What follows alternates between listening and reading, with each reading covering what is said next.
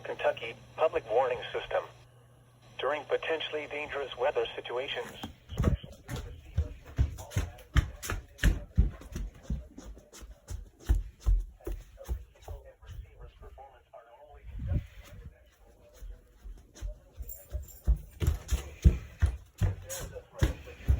the test will be postponed to the next available good weather day. Reception of this broadcast, and especially the warning alarm tone, will vary at any given location.